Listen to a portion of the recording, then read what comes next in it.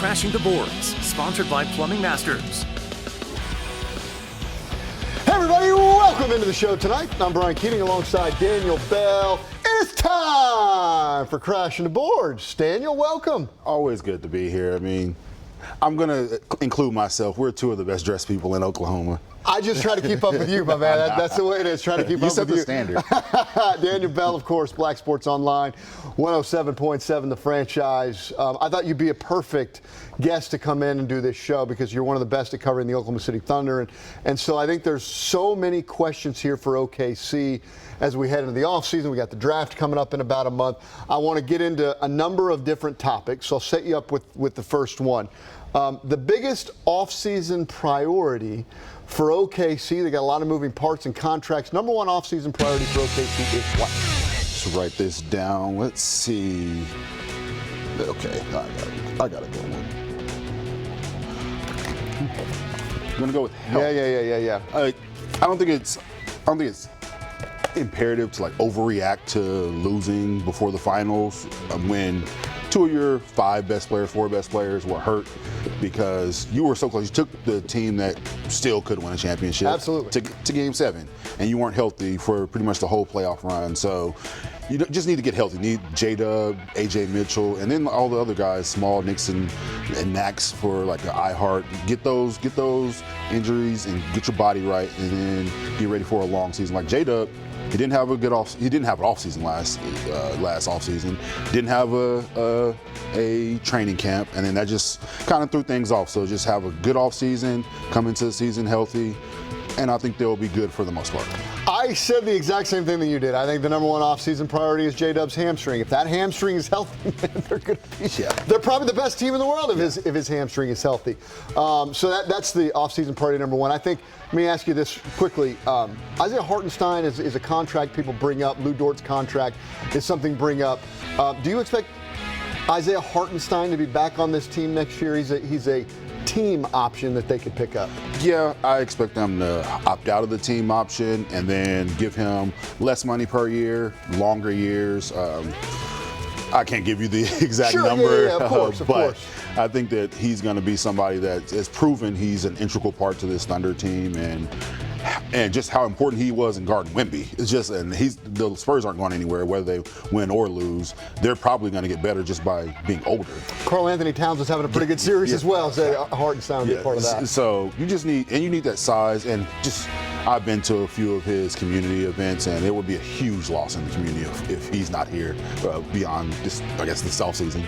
I agree. I think he'll be one of those guys that comes back, and we'll see what his contract looks like. But I don't think there's going to be a lot of big changes, but it does set me up for the second question I want to get to.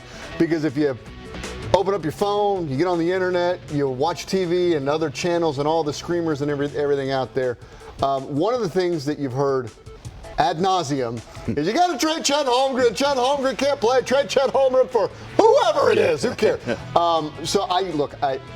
Do you think a big move is coming, or they're just going to run this thing back? No, it depends on what you think is a big move, but I don't think a big move is coming. You can't give up on Chet. He's 24. Yeah. Yes, he had a bad series, and it's okay to admit that he had a bad series. But the first two series were really good. He's going to get better. He can't get better. He's going to get better. He works his butt off.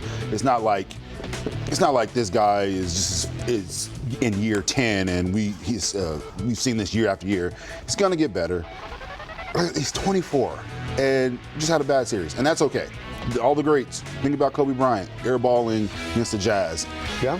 And how he came back from. He was young, wasn't quite ready for the moment. He wanted the moment, but look at the career he had. And I'm not saying Chet's going to have a Kobe Bryant-esque career, but I'm just saying that young players typically don't always show up in the playoffs the way you want them to show up in the playoffs in the early stages of their career.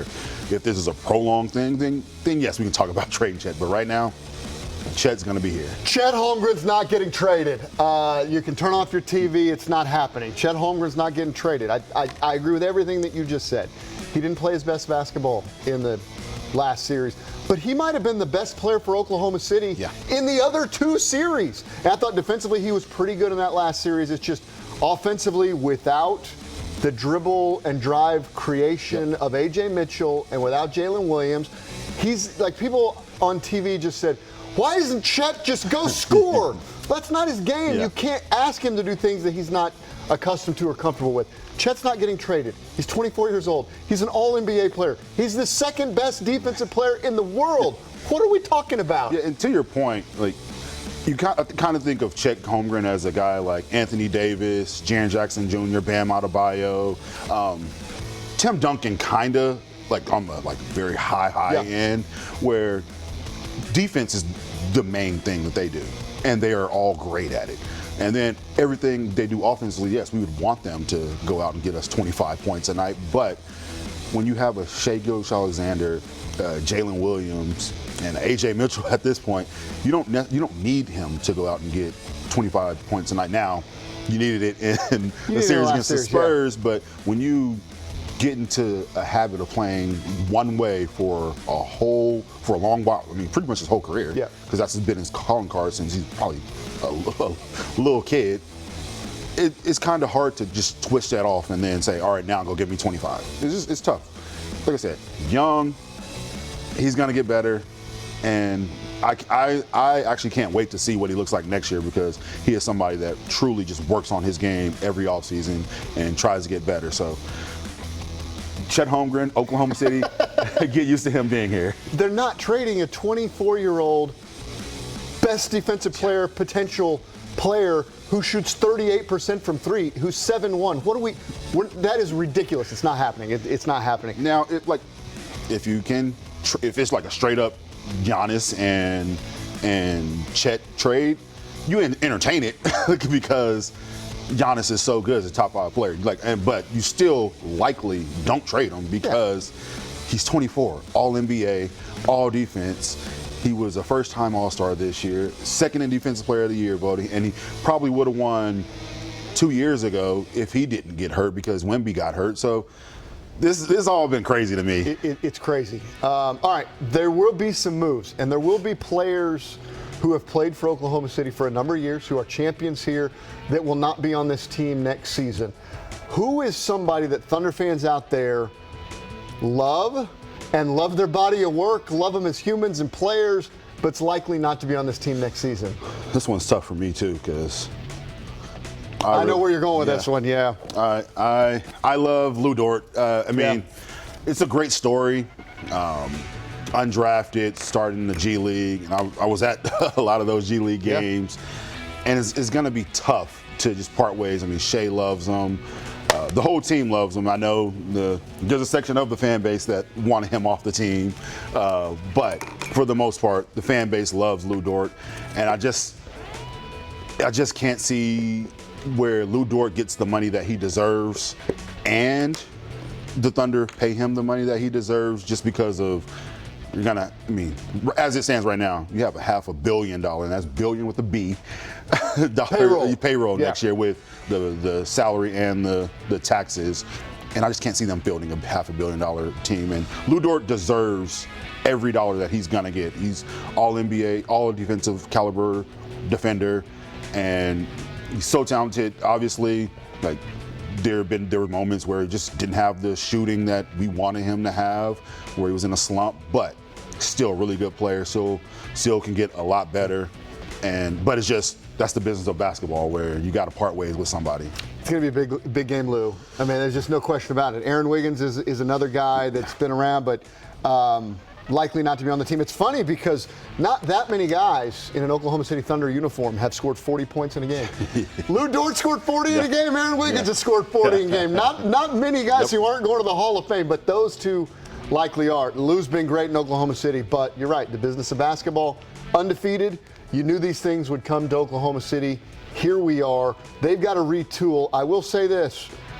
I think when we sit here in the fall, after the moves, Oklahoma City is still maybe the best team in the NBA. When we get to the fall, going into next season, regardless of what happened in the playoffs, get healthy, they're going to make another run at it. And then I want to add a caveat of, we don't know what Casey Wallace is. I think Casey Wallace is the key, and you can't lose both.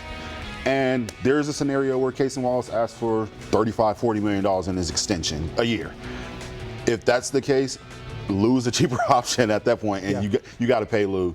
Everything's on the table for the Thunder, and it's first world problems. They have so many options that they can go to that Sam Presti is not going to make a bad decision. He's going to make the best decision for the team. It's gonna hurt, but it's gonna pay off in the long run. That's the way it is. Daniel Bell, Black Sports Online, 107.7 The Franchise, one of the best breaking down the Oklahoma City Thunder. Thanks for coming in on Crashing the Boards.